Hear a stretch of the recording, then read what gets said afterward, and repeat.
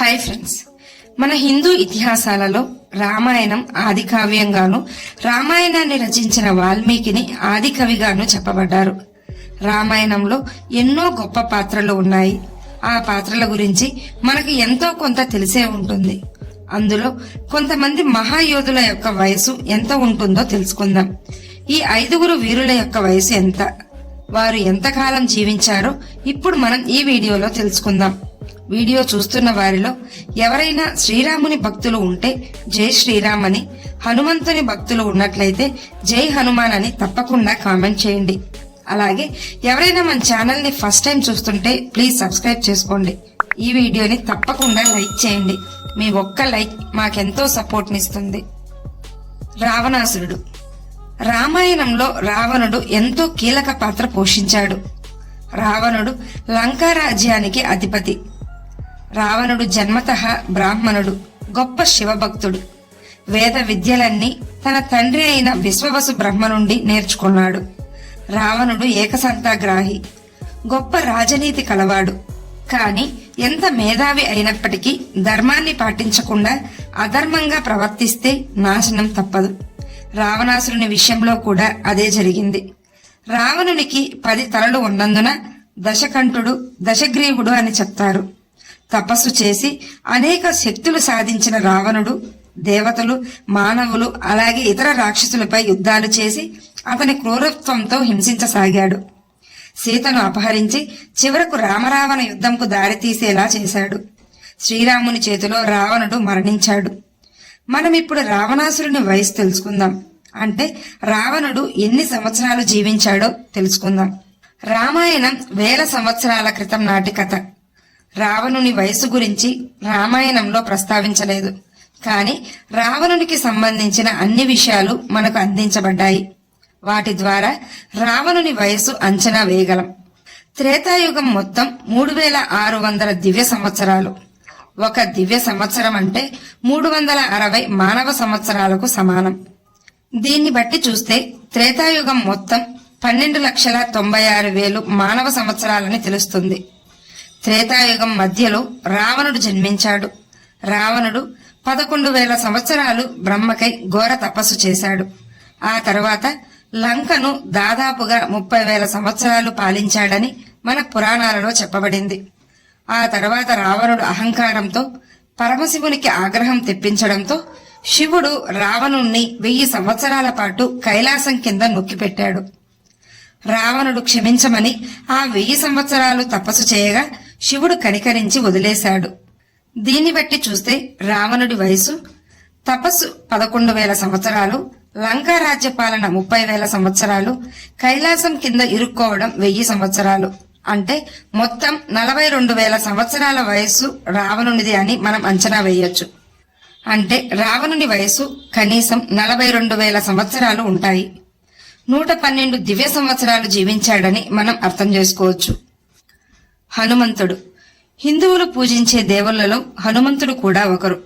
ఎంతో ధైర్య సాహసాలు గల హనుమంతుని పూజిస్తే జీవితంలో ఎలాంటి భయాలు లేకుండా సంతోషంగా జీవిస్తారని హిందువుల నమ్మకం. ధర్మాన్ని రక్షించాలని చెప్పే హిందూ ధర్మానికి హనుమంతుడే ఒక ఉదాహరణ. హనుమంతుడు మహాబలవంతుడు. రామాయణంలో హనుమంతుడు ఎంతో ప్రధాన పాత్ర పోషించాడు. రావణాసురుడు సీతను అపహరించినప్పుడు సీతాదేవి జాడ హనుమంతుడు కనుక్కొని శ్రీరామునికి తెలియజేశాడు. ఆ తర్వాత రామరావణ యుద్ధంలో కూడా హనుమంతుడు ఎంతో భయంకరంగా యుద్ధం చేశాడు. హనుమంతుడు శ్రీరాముని యొక్క పరమ భక్తుడు.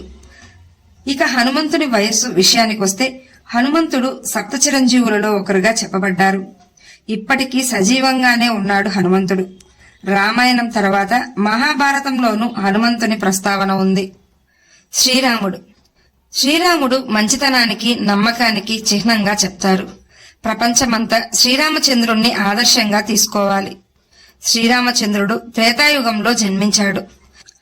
శ్రీ మహావిష్ణువే శ్రీరామునిగా అవతరించాడు. శ్రీరాముని జీవితం గురించి వింటే మనం ఎన్నో విషయాలను తెలుసుకోవచ్చు. అన్నదమ్ములు ఎలా ఉండాలో, భార్యాభర్తలు ఎలా ఉండాలో, రాజు ప్రజలతో ఎలా ఉండాలో లాంటి అనేక విషయాలు మనం శ్రీరాముని జీవితం ద్వారా తెలుసుకోవచ్చు.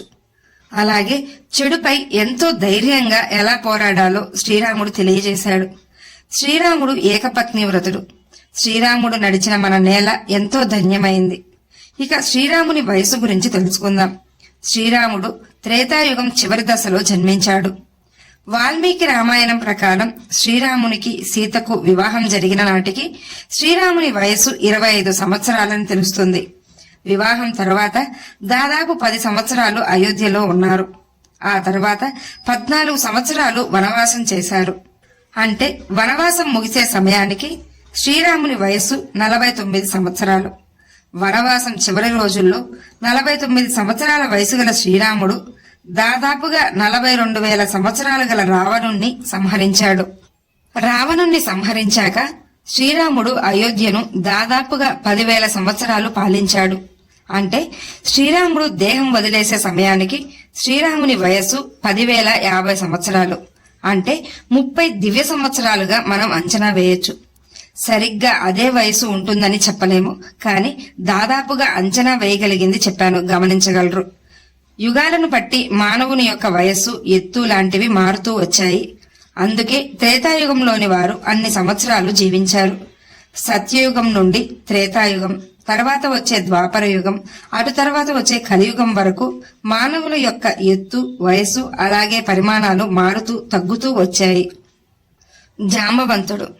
బ్రహ్మదేవుడు ఆవులించగా జాంబవంతుడు జన్మించాడు. జాంబవంతుడు పుట్టి భల్లూక రాజయ్యాడు. జాంబవంతుడు కృతయుగం నుండి ద్వాపర యుగం వరకు మనకు కనబడుతూనే ఉంటాడు. రామాయణంలో శ్రీరామచంద్రుని పక్షాన పోరాడాడు.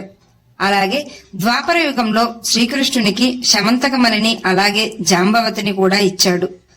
రామాయణంలో జాంబవంతుడు ఎంతో శక్తివంతునిగాను తెలివైన వానిగాను మనకు సుందరకాండలో వివరించబడింది.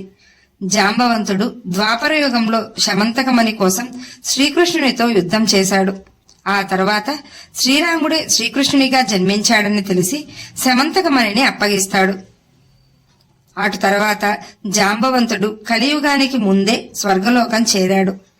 దీర్ఘకాలం జీవించాడు కాబట్టి జాంబవంతుని వయస్సు అంచనా వేయడానికి అసాధ్యం. వాలి. రామాయణంలో వాలి కిష్కింధకు వానరరాజు. వాలి సుగ్రీవుడు సోదరులు. వాలి మహాబలవంతుడు. పెద్ద పెద్ద కొండలను సైతం బంతుల్లాగా విసిరేయడం వాలికి ఎంతో సులభం. ఇక అంతటి శక్తివంతమైన వాలి శ్రీరాముని చేత వధించబడ్డాడు. వాలి వయస్సు కూడా దాదాపుగా శ్రీరాముని వయసు కలవాడని చెప్పబడింది. ఈ వీడియో మీకు నచ్చినట్లయితే లైక్ చేయండి, షేర్ చేయండి, అలాగే సబ్స్క్రైబ్ చేసుకుని పక్కనే ఉన్న బెల్ ఐకాన్ని ఆన్లో ఉంచుకోండి. Thanks for watching.